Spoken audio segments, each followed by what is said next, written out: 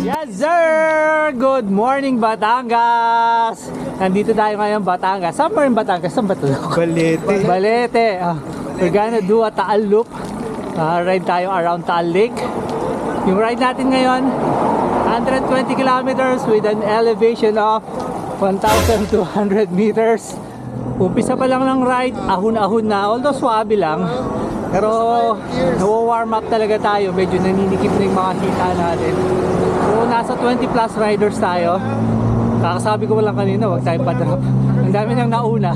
Kanina pagdating namin dito sa Batangas, nanginginig ako sa lamig. Ginaw na ginaw ako.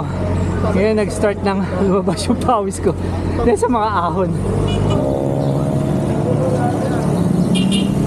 Dami na namin nadaan ng ganyan, no? Mga nagtitinda ng raw honey. Sikat din pala yung Batangas sa honey. Hindi ko alam, ha? Alam ko lang sa Batangas kasi lomi and yung karne ng baka. Hindi ko alam na marami rin palang mga bee farms dito.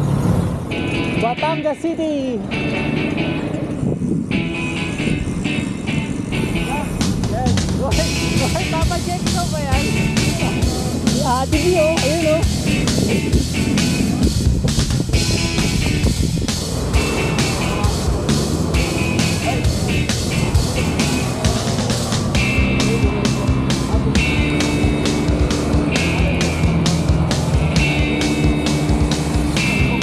Alam mo yung bagong gising ka, tapos bigla mong bubuksan yung pintuan ng freezer. Parang ganun yung hangin dito. Parang nasa Balibago or Mabalacat lang tayo. Ganun din yung road condition dito, similar. Maraming jeep, tricycle, kolong-kolong, e-bikes, daming sakyan.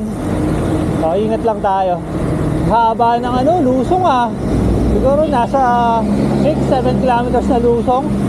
Ito na yung sinasabi ko, pagtapos ng pagkahaba-habang lusong, maahon na tayo, pero swabe lang, di naman matarik.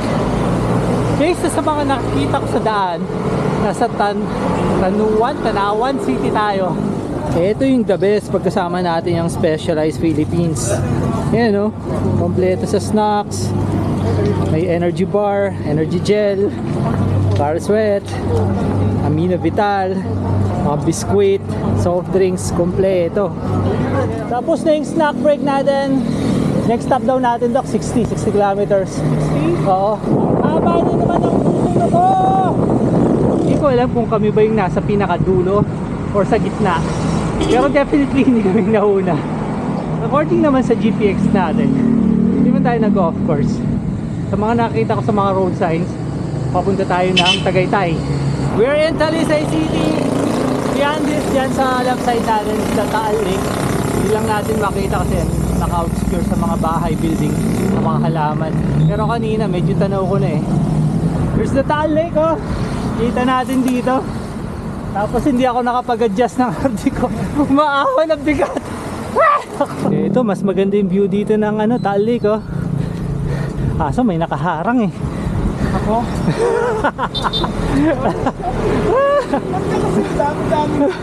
Yan, oh. Ganda, di ba? So confirm, tayo pala yung nasa pinakahuli. Ay nako, ito naghintay sila dito. Alright, break lang, tapos few tweaks sa mga bike. Ito na, back on the road. Ganda, oh.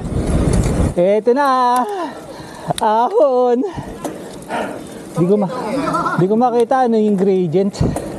Ito na ba yung sinasabi nilang matarik na matarik? Matarik nga, no? Di sila nagjo-joke. Matarik nga. Wala ko kanina, joke lang eh. Ang daya ni boss yan, no? Hawak. Sana wala na kasunod. Sana na tumutuloy laway ko. Bawi na lang tayo sa view. Ganda ng view dito. Grabe yung ahon na yan. Tumuloy laway ko. Ganda, oh. Walang yung akala ko hinailas. Pero pa pala mahaba dito. Ay, ako. Sagad na yung gear ko. Wala nang itataas pa. Wow! What a view! Oh, hinto tayo dito. Papa-picture tayo, syempre. Nice! Picture taking! Ganda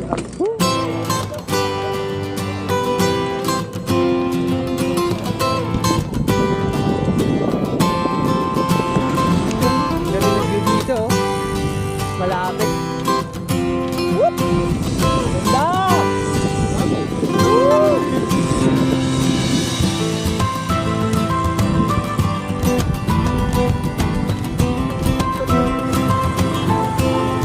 Nakalayo na tayo sa lake. Di ko natanaw yung lake ng Taal.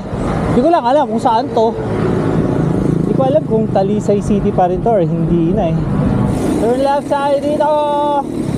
So nakaka 76.5 kilometers. Mga 40 plus pa, ganyan. 40 or 50. Not sure. Teka, do you see what I see? Ay, ahon! Nakapikit ka para di makita. Wala ko na maramdaman ng tao.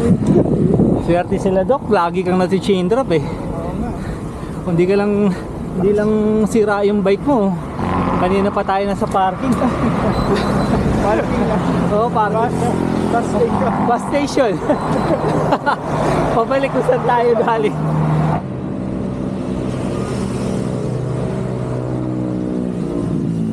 Ito na yung kabayaran ng mga mahabang lusong kanina. Nag-uumpisa yung ride. Grabe ang kunat ng pabalik. Lakas oh. Nagsawa sa pave. Gusto gravel. Sinabayan si Boss Dan, no? 87 kilometers. Tapos break na natin siguro to. Dire-diretso na tayo hanggang makarating sa parking. Siguro mga 20 or less than 20 pa. Ay, sarap, ganda rito. Kahit tanghali na, malamig pa rin yung hangin. Presko pa rin. Hindi masakit sa balat. Kanina pa kami pumapadyak ni Doc. Nakarating na tayong Arayat. Ayun yung Mount Arayat, oh. Hoy, ang lamig! Pagtapos ng tulay na to, ahon na naman daw. Wala mo kayo pahinga, no? Kaya nga eh. Grabe. Naalala ko sa daan na to, parang yung papuntang Mount Samat. Kada siko, kala mo tapos na. Pagkarating mo dun sa liko, surprise, meron pa. Turn left tayo dito, pabalik ng Lipa City. Go!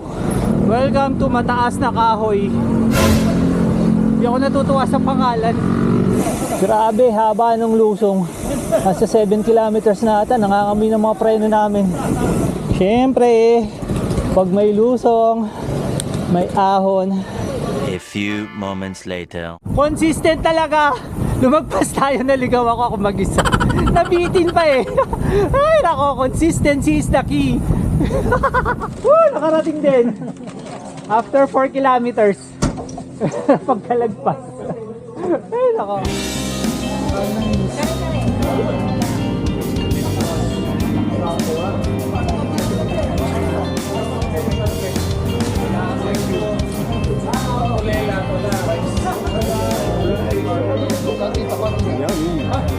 Yes, thank you. Natapos yung ride natin. Oh, yun.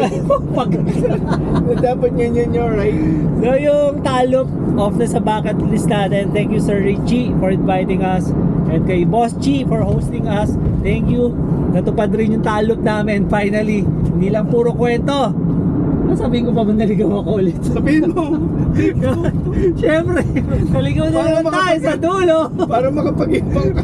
Sabihin mo extra nga. Oo, ako yung meron pinakamahabang mileage, pinakamataas na elevation gain. Plus sa akin yun. Pinakamayabang. No? Please subscribe, hit the notification bell, selecting all, like and share. Lagi nating sinasabi, sharing is caring. Part 2. Hanggang Batangas. Nagkakala. Napakilala natin sarili natin sa mga Batangas. Pampanga lang. Dok, tinuloy lang. Tinuloy lang yung training. Oo, tama. 118. Oo. 120 yung sa attack. 120. Tama na. Tinuloy lang niyang 120. Tinuloy. Let's go! Comedy.